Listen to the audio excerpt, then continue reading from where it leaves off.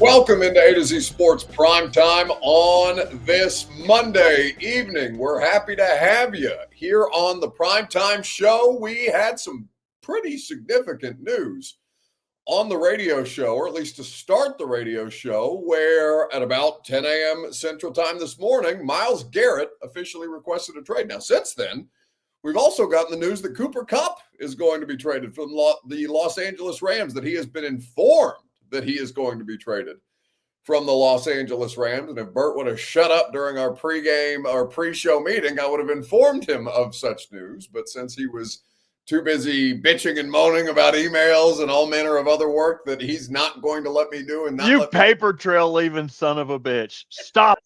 This is what you get for not CCing me. I would like to be CC'd. Either way, we have some huge news of players of consequence not moving on just yet from their respective teams, but being in the trade rumor mill. And it's not as much rumor as it is two players on social media saying, hey, I want out of this team, in the case of Myles Garrett in Cleveland, and in the case of Cooper Kupp saying, hey, they told me they want to trade me.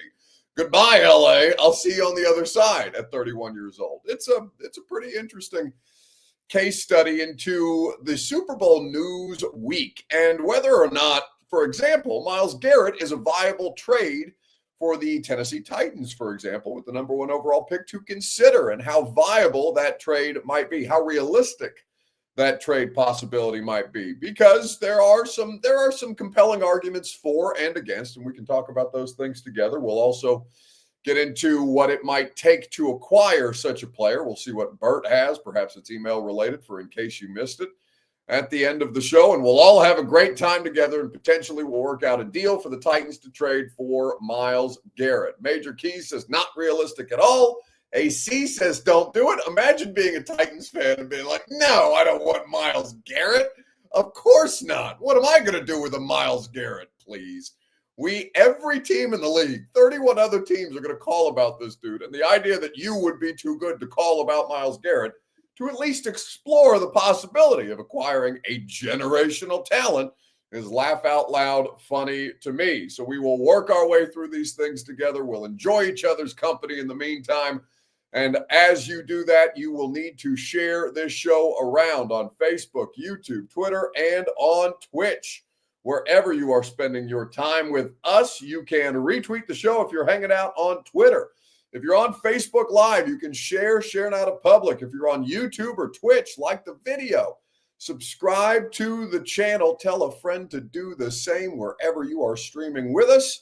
Please do us the courtesy of sharing this broadcast around. And as you guys do that, more of you all will trickle on in here. Before we get started, before we talk about Myles Garrett and the Tennessee Titans and the Cleveland Browns and Cooper Kupp and the Los Angeles Rams and all these other players that may or may not be available by the time we get to the official start of the new league year, when contracts will expire and free agency will begin, I do want to give a shout out to my buddy, my friend and colleague, my dear friend and colleague, Ron Slay, who got, two of my friends have been selected to the Tennessee Sports Hall of Fame here in the last week or so. Derek Mason, former Titans wide receiver, and Ron Slay, former Tennessee basketball player. Slay got a surprise today during his radio show, and it was really cool to see his whole friend group, his family, all in attendance. It was awesome. So I'm happy for both of my buddies. Perhaps we'll see if we can't get Derek Mason on the podcast on Friday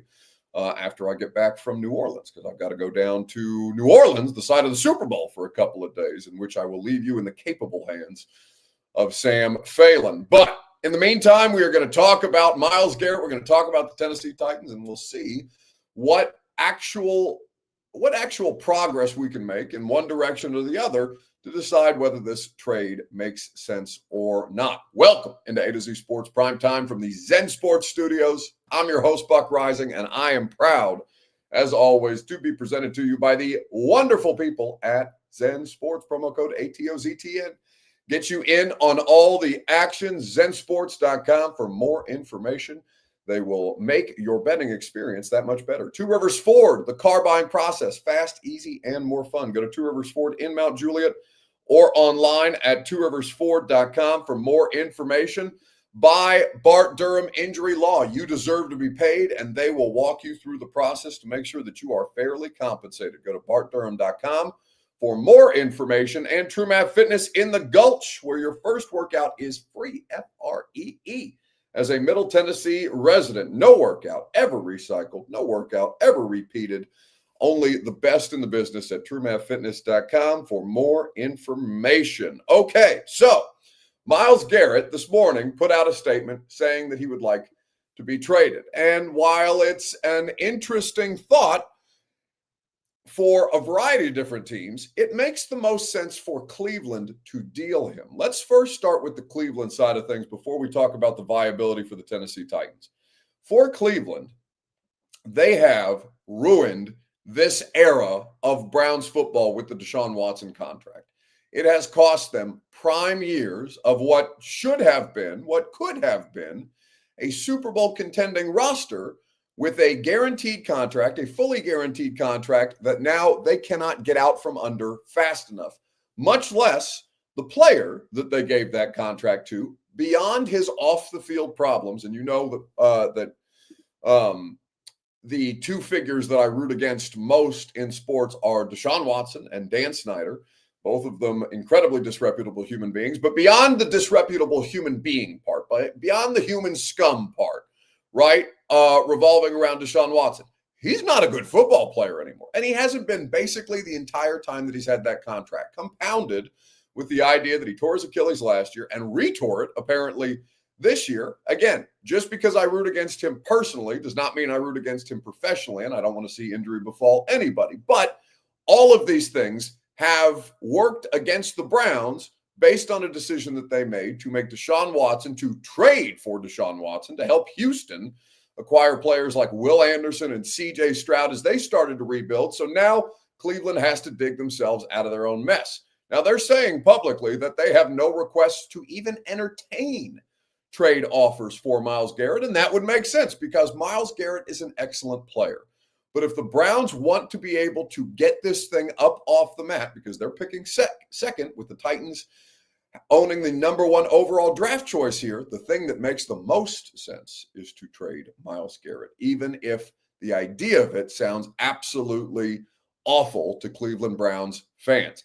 This is why you can jumpstart your competitive rebuild when you trade a player like this, because you will get a haul of draft capital that will allow you so many opportunities to reset this roster, may even allow you the opportunity to, if you trade Myles Garrett, draft Abdul Carter and replenish at a more cost-effective rate that position which you are currently giving up. Now, there is nobody in this draft that is Myles Garrett. Myles Garrett himself is a number one overall pick. He is a generational player. That buzzword, that applies to Myles Garrett. He's excellent in ways that you cannot go out and just find another one of these, and they don't come available very often. But I want to start with your Two Rivers Ford take in the comment section, Facebook, YouTube, Twitter, and on Twitch, as we consider a variety of different options here, including a viable trade for the Tennessee Titans. Fair or foul in the comment section, Facebook, YouTube, Twitter, and on Twitch. The idea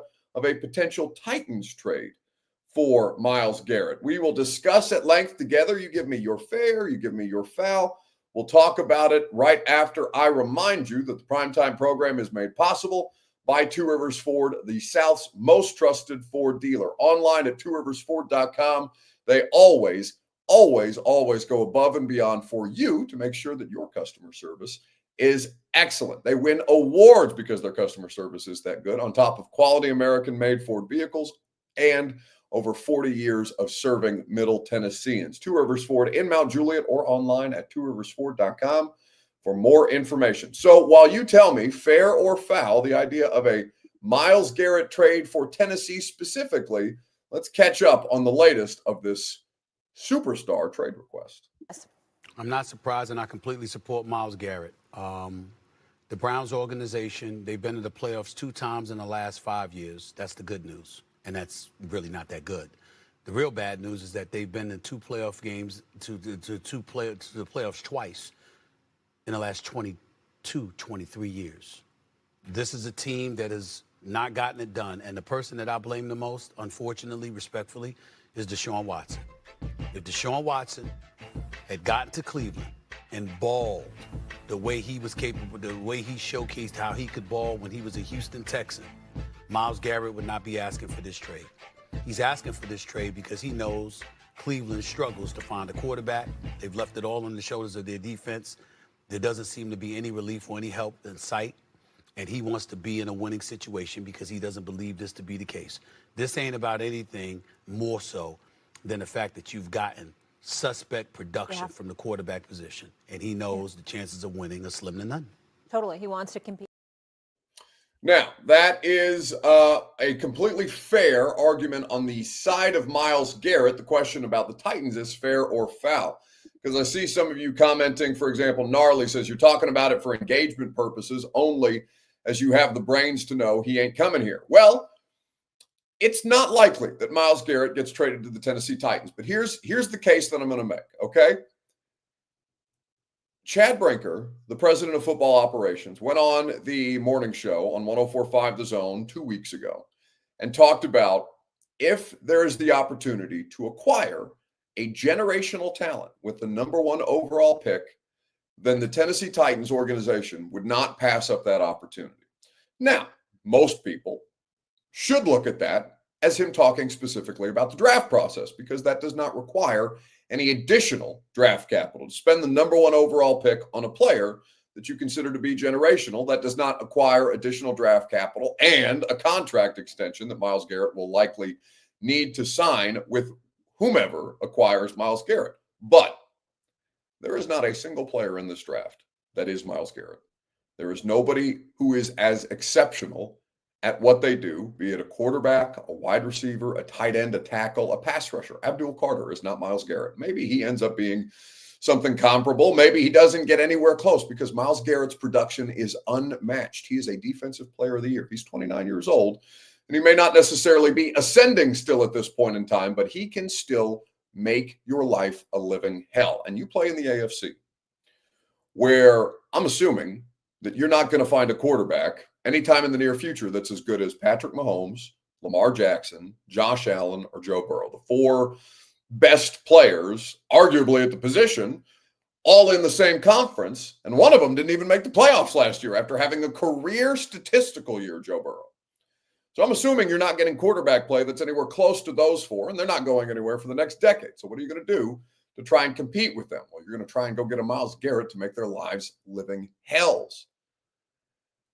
It doesn't mean that you're going to win right away, but you don't have any plans to win right away. You would be, an improvement for you would be 5 to 6 to 7 wins. 7 wins would be a godsend in 2025. You're not winning anything of consequence anytime soon. Now, what Myles Garrett is saying in his statement is that he wants to compete for a Super Bowl championship. And I completely respect that position from Myles Garrett. That is a completely fair perspective for Myles Garrett to have. And also, I don't care what he wants, because if I'm a team that wants to acquire Myles Garrett and offers a fair enough compensation package to acquire Myles Garrett, I don't give a good goddamn what he wants to do, other than I'm going to trade for him and pay him to play for me, because he doesn't have a no trade clause. So he doesn't get to dictate terms this way. It's just, a way to make a little bit of noise on the front end to let everybody else know, hey, I would like out of Cleveland. I would like out of Cleveland as quickly as humanly possible because I would like to win. Well, that's lovely, Myles. Everybody wants to win. Not everybody gets to win, though. Come play in Tennessee, and we'll give up the number 1 overall pick and potentially future draft picks for you. Because, again, you're not finding a player in this draft class or next draft class that's as good as Myles Garrett. It doesn't matter. Major Key says Buck sounds like a slave owner. Well, that's some pretty charged language, and I know that you don't mean that, of course. But that's the way that the NFL is set up. There's some merit to debating whether or not something like the draft should be a legal work practice, understanding that players do not get say in where they end up going in the NFL draft and the NBA draft. NBA, you can make a little more noise, but I get what you're saying in principle, even though I don't necessarily agree with your phrasing, because I think that language is a bit strong, especially because you know that I don't think that way. But when it comes to business, I do very much think that way. I don't care what players want necessarily. And while Myles Garrett has done right by the Cleveland Browns, and the Cleveland Browns, by all accounts, have done right by Myles Garrett, there's nothing to say that they couldn't take his feelings into more consideration than I would, but I wouldn't care. care about it. I want Myles Garrett on my football team. I'll give you whatever you want, essentially, for Myles Garrett. Because, again, you're not going to find a player like that anywhere. Not in free agency, not in the draft. That's why when you talk about generational talent, you could hope and pray and wish that Cam Ward or Abdul Carter or Travis Hunter or any of these players that you've talked about might become as good at their jobs as Myles Garrett currently is at his. Or you could go out and just get one and get him on his current contract and sign him to a contract extension and make him a part of your long-term future, since you've talked about patience over panic. Patience would be required of Myles Garrett in this situation. And again, it's not an ideal trade partner for the Cleveland Browns, but maybe they want the number 1 overall pick because they want a quarterback. They need a quarterback. They've got Deshaun Watson on their books right now. They need a cost-effective quarterback, and they're picking 2nd overall. So why wouldn't Cleveland look at Tennessee and be like, okay, we'll trade you Myles Garrett for the number 1 overall pick and potentially, future draft picks to be named later. And we'll draft Cam Ward and we'll draft Abdul Carter. And we'll make up for what we lost and we'll regain that with the 3rd overall pick and with the 1st overall pick and try and make this thing work as much as humanly possible. There are so many different ways that this could be done, and all 31 other teams. I know even the teams in the Browns division, the Ravens, the Bengals, and the Steelers have 0% chance or 0.00001% chance of acquiring Myles Garrett, and they should still call because Myles Garrett is the best defensive end in football. He's the best edge player in football. He's the best disruptor of the quarterback in football and will continue to be, especially if you put him next to, let's say, a Jeffrey Simmons, Harold Landry, Tavondre Sweat. You could prolong Myles Garrett's career for years to come. And yes, you still have to figure out the quarterback situation. And that's a big reason of why Myles Garrett wants out. But the Titans need to have at least a compensation plan in place should they be able to get into the discussion for Myles Garrett, because there will be a discussion had around Myles Garrett, even if the Browns are publicly messaging, yeah, we have 0 interest in even entertaining offers right now. Again, it's not something that I would necessarily say is in the best interest of the Tennessee Titans organization from what their stated goal is, which is to draft, develop, and retain. But you are not going to draft a player that's as good as that player is in this particular draft. And trading back would provide you more opportunities to build out the best possible roster. But if we're talking in terms of generational talent, there's one right there. And he doesn't have a no trade clause, and he doesn't get to dictate where he goes. And he can, make a mess on social media if he wants to, and he can sit out games if he wants to and cost himself money if he wants to. And then ultimately what happened to it's not Sweat for the Jets that did it. Who was the player, the pass rusher for the Jets? Hassan Reddick for the Jets, who sat out, missed games, missed time, missed money, and ended up coming back to play for the Jets because that's the way that the NFL works. These holdouts don't almost ever end in favor of the player, even one as great as Myles Garrett. It's possible to look at this point in time and think that the Titans could be able to at least engage in these conversations. And they should engage in these conversations. Every team should engage in the conversation for Myles Garrett because there's only one of them, and he's a generational player. And that is something that every team is desperate to acquire. It's not quite the Luka deal, right, where he's 25 years old. He's the most gifted offensive player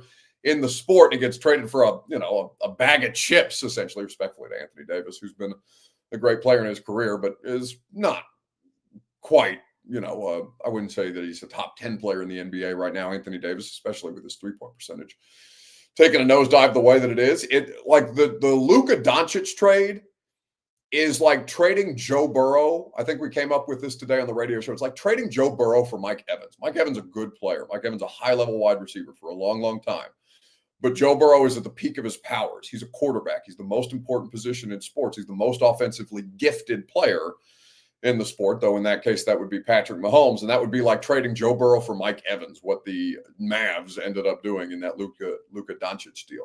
Myles Garrett is not that because he's not 25 and he's on a second contract with 2 years left, but there's no more guaranteed money left on that deal either, which means that would be a very easy contract to acquire and then extend as a result. Yes, it does not accomplish his desired goal of going to a Super Bowl contender. But again, if I'm the Titans, I don't give a damn about that. I'm going to try and make an offer for Myles Garrett, or at least find out what it costs at this point in time.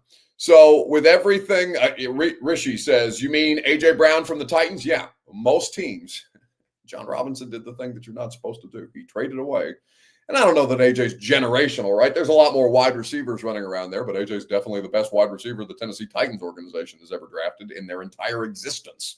He's the most talented wide receiver at the very least, and he's only gotten better since he went to Philadelphia. And Philly obviously has a great many more weapons than A.J. would have had he stayed here, but it's a hypothetical you're going to have to live with for the rest of your life, because A.J. Brown is the most talented wide receiver the Titans organization has ever drafted, and they traded him away for essentially Treylon Burks, and that sucks because that didn't go in their favor at all, and that was a bad idea when it happened. It's a bad idea now. It was a worse idea then. And Myles Garrett being moved from the Cleveland Browns is a different type of situation for a couple of different reasons, but Myles Garrett's better at what he does than A.J. Brown is at what he does.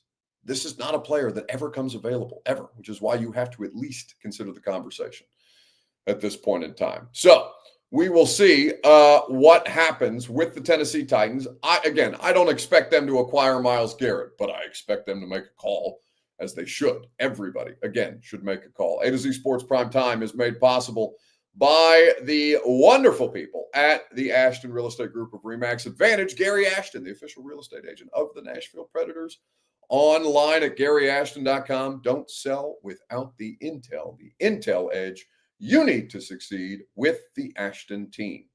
All right, so on the front of Myles Garrett, what would add? Because think about this. The Titans were also one of the league's worst pass rush units in football last year. Myles Garrett has registered 4 consecutive seasons with 14 or more sacks going back to 2020, and continues to establish himself as one of the greatest pass rushers of his generation. Now, one of the greatest pass rushers of his generation also just went 3-14, which is exactly what you went last year. But again, Myles Garrett is a better player than anybody on the Tennessee Titans roster right now, and I would be in the business of at least exploring what it would cost to acquire him, and that's something that many NFL teams are going to do. It makes sense. I don't think the Cleveland Browns have a clear direction, and no matter how you couch it, a lot of things that are transpiring in Cleveland are a reverberation of the contract that they decided to give to Deshaun Watson. It puts you in flux as far as a lot of guys go. But this is more about frustration with Myles Garrett of having to deal with the up and down situation that's been going on in Cleveland. And the bottom line is, when you don't get the quarterback position right, or you don't have the right infrastructure for a quarterback, these guys start looking around and they start determining, yeah, we really can't win here. And Boogie, I know that like that. So that's my reaction to the Cleveland part. But I'll say this. The Washington Commanders should be on the phone right now trying to figure out how to get Myles Garrett to the D.C. area, because that team has a lot of cap space. They're right. And Dan Quinn is the defensive coordinator. Myles Garrett might have 30 sacks if he ends up in Washington. You have to consider the possibility. You absolutely have to consider the possibility at this point in time. He is truly an awesome player, and the Titans could use a great deal more of them at this point in time. Gnarly says you keep playing these video and it clearly describes the Titans. It's not helping your case. I don't know what you mean by that. No, it's just videos describing how good a player that Myles Garrett is, and that everybody in the league should be trying to acquire Myles Garrett. It absolutely makes sense for 31 other teams to put together a package to acquire Myles Garrett. It doesn't matter how unrealistic it is. You're not in the business of realism. You're trying to build the best possible football team that you can, and Myles Garrett is one of the best football players anywhere in the sport. Myles Garrett is arguably, Bert's not back there, it doesn't look like right now, but I'd be curious to know what his thoughts are on this by the time we get to the end of the show. How many non-quarterbacks would you rank above Myles Garrett in terms of importance in the NFL, in terms of impact in the NFL? I wouldn't rank a single wide receiver higher than Myles Garrett, because wide receiver is a very dependent position. Yes, there are excellent ones all over the place, but Myles Garrett doesn't need a quarterback throwing the football to him to be able to do his job at a high level. There's not a better pass rusher in the NFL than Myles Garrett. He's not an interior player, but you can move him all over the front and make your life, make a guard's life or a center's life a living hell if you decided to stunt him to the inside and create that interior pressure. Only Chris Jones, I need to pull this up on Pro Football Focus because I had it up on my work computer today, but it seems I did not bring that browser or carry that browser over. I can pull it up here quite quickly, though. There's not a single player not named Chris Jones in professional football that had more pressures in the regular season than Myles Garrett did last year. He is excellent. So I might argue that Myles Garrett is the best non-quarterback in football right now. Micah Parsons has an argument. TJ Watt, I don't think is as good as Garrett. He's an impactful player, but he's not the freak that Myles Garrett is. Parsons is about the only one that I would hear the argument for at this point in time because they're versatile and they give you a variety of different options as to how you can deploy them in the fronts. But beyond Micah Parsons, Myles Garrett has done it at a higher level than Micah Parsons ever has done it in his career. And yeah, he's older and he's more expensive. Micah Parsons hasn't been paid yet. So maybe you side with Micah Parsons simply because you've got more years left in the tank. And Myles Garrett, depending on how much longer he wants to play, is 29. He'll be 30 in the midst of next regular season. And there's still plenty of high-level pass rushers playing well into their 30s with the way that the game has kind of evolved and the way that athletes have evolved in terms of the treatment of their bodies. Myles Garrett is a very, very unique kind of player in the world of the NFL. He's like the Derrick Henry of defensive ends. These guys don't come available very often, and he's incredibly durable and incredibly available for a player who plays as many snaps as he has. So, again, is it realistic? Probably not. Should it be considered? Hell yes, it should, because there's not a single player anywhere on this roster that is as good as Myles Garrett immediately is. All right, so with that said, let's move on and let's talk about Cooper Kupp. Cooper Kupp is an interesting case study in this too, and I know that's not what we had scheduled for tonight's show, but the news of Cooper Kupp getting ready to be traded, or at least the Rams pursuing a trade right now, just happened right before we went live this evening, and we will read that statement together. The question that I will ask you is this.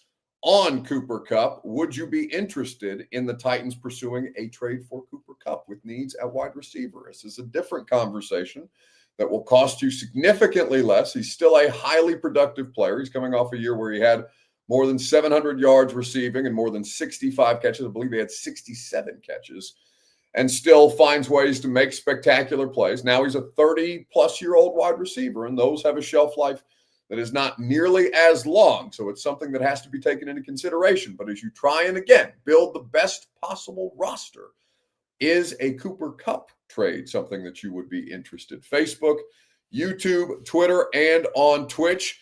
In the comment section is how you get involved. We'll discuss at length together right after I remind you that the Primetime program is made possible by Bart Durham Injury Law. You deserve to be paid. Bart Durham and the Bart Durham Injury Law Group, Blair Durham and the Bart Durham Injury Law Group will get you the results that you deserve, just like they've done for people in Tennessee and Kentucky for more than 75 years. Auto, big truck, or motorcycle accidents are what they can assist you on. Their areas of practice are wide-ranging, and they can show you case results on their website or their case results on their website at bartdurham.com, where you can learn more about their law firm and get your free consultation today. Again, bartdurham.com.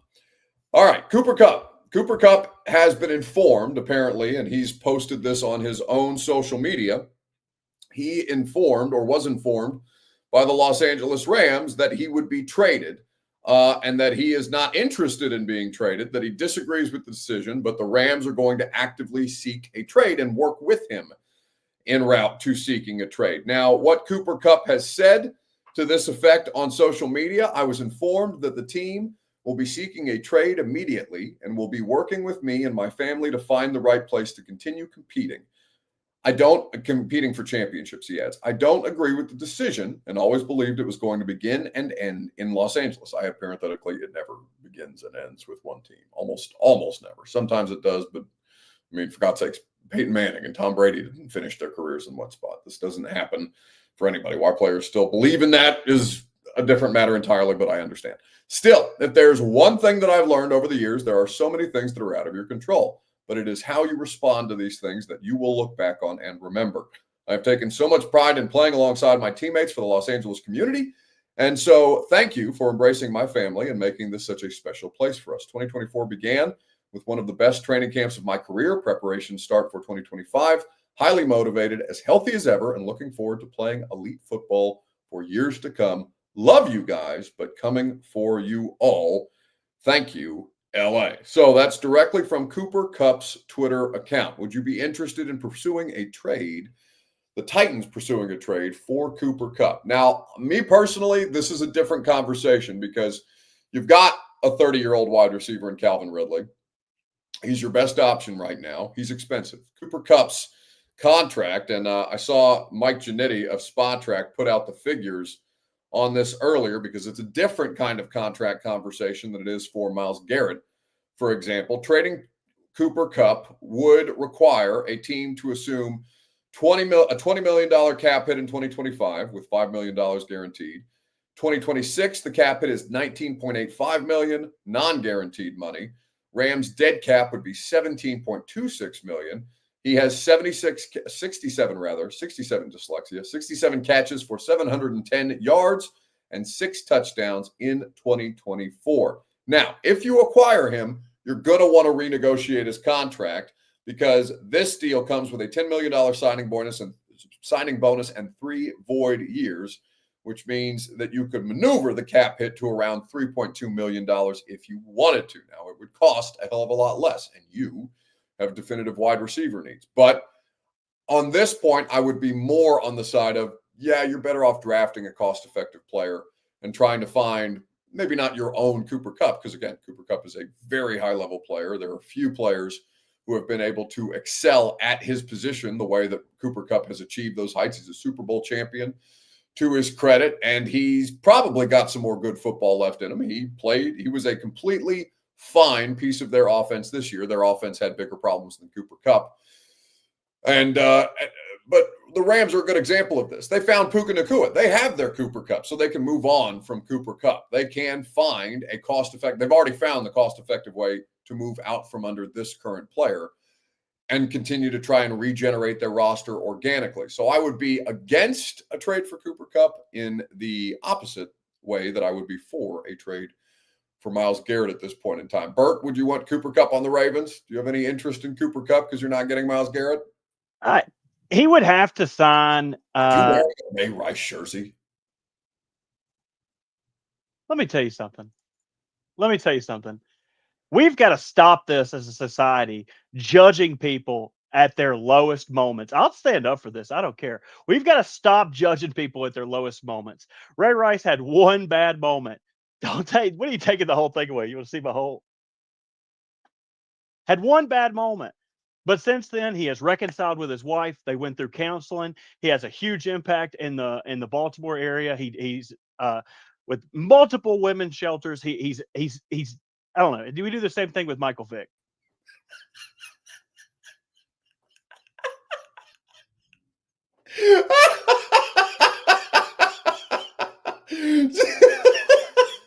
Just leaving you in that solo shot to watch how uncomfortable you were is the highlight of my evening. That was delightful. Thank you for that. Well done by Ray Rice to continue to rehabilitate his image. After a horrifying incident in the But that's the thing. He's never going to rehabilitate his image. No. He's always going to be looked at as a woman beater who clocked his wife in an elevator, which is a terrible thing. I'm not trying to lessen that.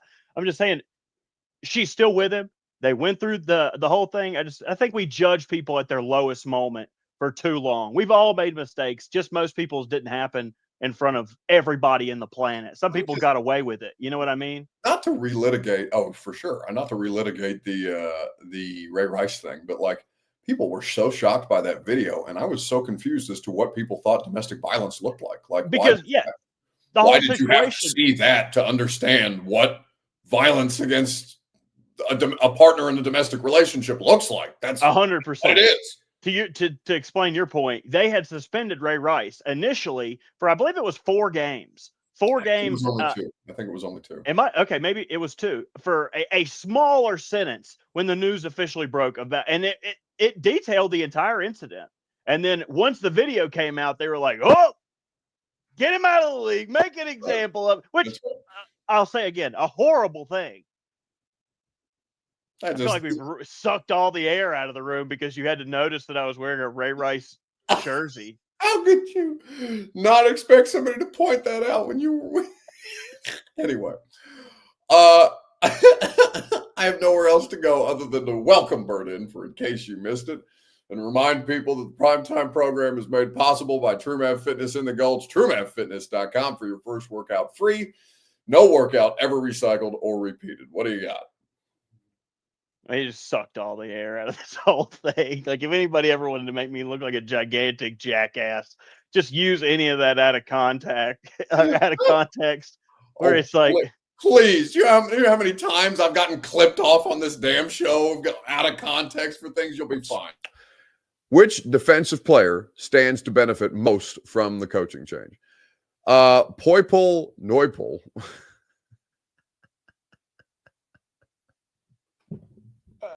What happened? You were sexy there. Which defensive player? That was sexy, Buck. You look disheveled now. You look haggard now. That's what 3 and 14 will do to you. Look at this Buck. Which defensive player That Buck is sexy. Dang. That was 6 months ago. That's what this football team did to me. Killed me. It look like Buck be swimming in the Nile every day. Damn, what happened, man? We got to get you back to that. That's tough. We got to get you. We got to get you Myles Garrett. It seems like. I need better football. 3 and 14 sucked the life out of me. It's why I sounded so resentful this year. Well, so we had some really cool news today. You already mentioned it at the top of the show, but Ron Slay is going to be inducted into the Tennessee Sports Hall of Fame. I don't have to tell anybody. Ron is the man. I like to compare him. There's in professional wrestling, when you want to talk about how cool somebody is, you talk about The Undertaker, because backstage, The Undertaker has all the reason to be an asshole, all the reason to be by himself, all the reason to not talk to nobody. I'm a superstar, leave me alone. But he always gives back to the young people. He always hangs out and talks and is cool with everybody. That's Ron Slay. Ron could be the biggest asshole in the world if he wanted to. He wouldn't have to be friends with none of us. What are we going to do? We going to whoop his ass? Like, what are we going to do? Ron has no since the first day I started the Zone, he was so cool to me. He was so just an outward pouring of love from the first day. So I will always have the utmost respect for Ron Slay, the person. I didn't even know who the hell the basketball player was till I got here. Now I've seen the highlights now, he was awesome. But like Ron is the coolest dude in the world. And it couldn't have gone to a better guy. That's just how I feel about it. So there's a situation going on. Here, get into the mic there. Where everybody has known this for a few days, but there's one particular person that hasn't. And that is Ron Slay. There's been a lot of announcements around this city, this state. And one of those announcements, I got to call a guy in. You mind if I call somebody in? Call somebody in. Call somebody. Slay Dog. Huh. Moan Foster. Hey! It's Brad Willis. It's Brad Willis, Executive Director of the Tennessee Sports Hall of Fame. Brad Willis. I knew something was going somewhere right. Somewhere right. Oh, here's balloons. They wouldn't let me leave. People wouldn't let me Hop on a leave. mic, Brad. I've been here before, matter of fact. And it was a year ago that Ron, maybe 2 years ago, that Ron helped me with Big John standing over here with a big smile on his face. Big John Henderson in the building. Because as a former Procone Firebird, they were classmates. Yeah. They spent some time together. That's right. And we included Ron in that announcement. I'm here today because we got another fun announcement. Here today to tell you, Ron Slay, that our board of directors wants to extend an invitation to you to join the Tennessee Sports Hall of Fame class of 2025.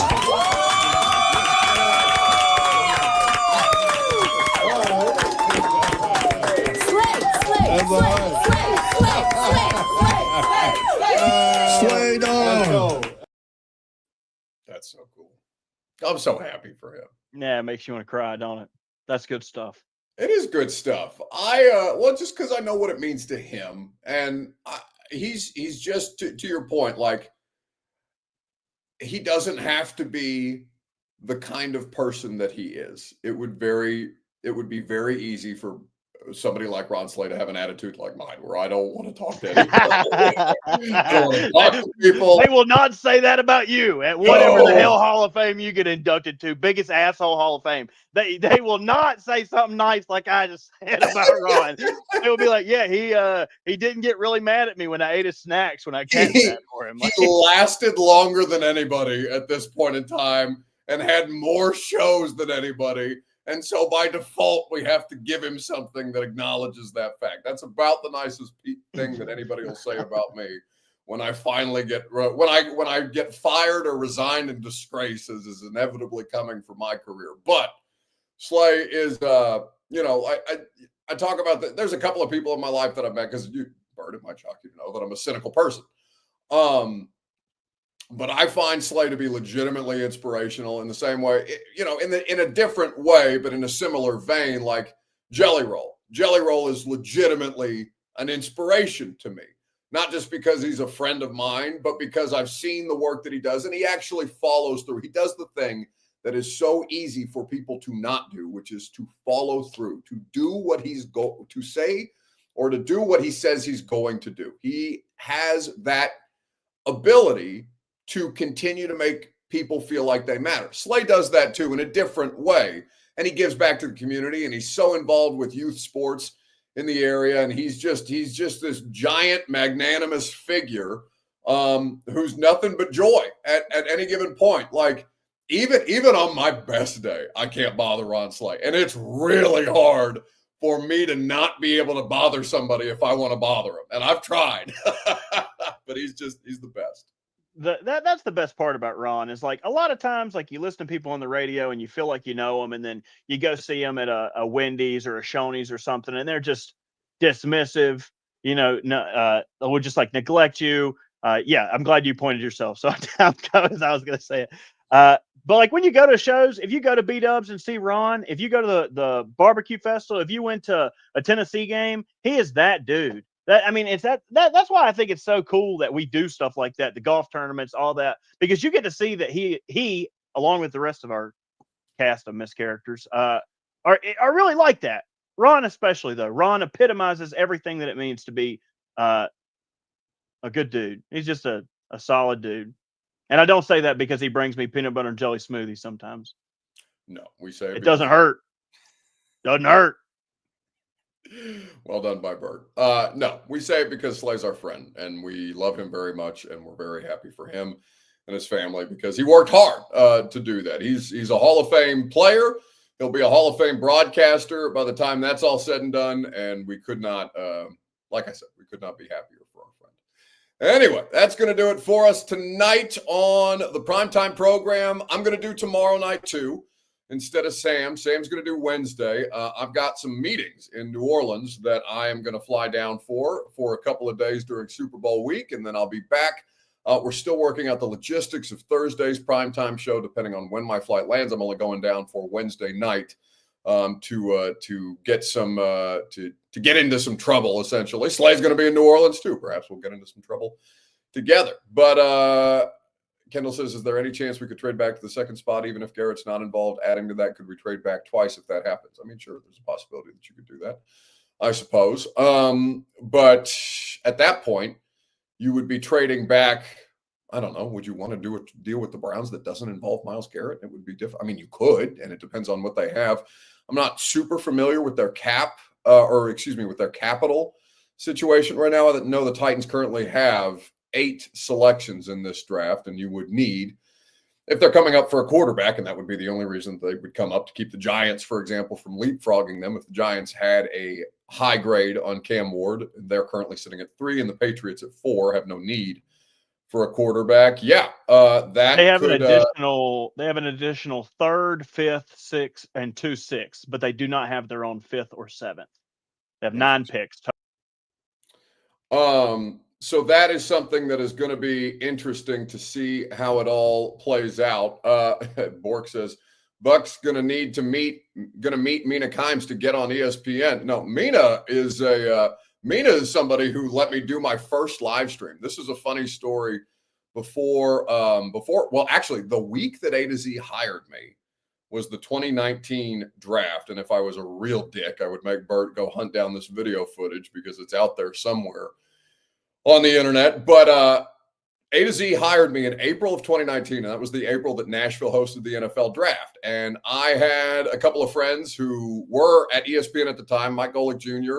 and Jason Fitz, and they were doing a draft show with Mina Kimes and Dominique Foxworth. And they invited me to come hang out on the ESPN draft set with Mina and Golick Jr. and Fitzy on day 3 of the draft, which is how I met Mina. And she's been on the radio show a handful of times. She does great work. In fact, she was texting me the day that Rand Carthon got fired because she was trying to figure out how to talk about the Tennessee Titans on national television, because God knows she doesn't have to do it very often. But yeah, we'll get to see our friends from ESPN down there. We'll get to see our friends from Fox and CBS down there. We'll catch up with some good people, and maybe I'll even bring some insights and information back from Super Bowl week, because there's going to be some good stuff. Speaking of plans for the future, we have a huge undertaking that we are planning for the Combine this year. Now, I have put the guest list out into the universe to be booked, and the forces that be, or the forces that we have at our disposal, are going to work very diligently to make sure that this week of shows in Indianapolis gets booked the way that I think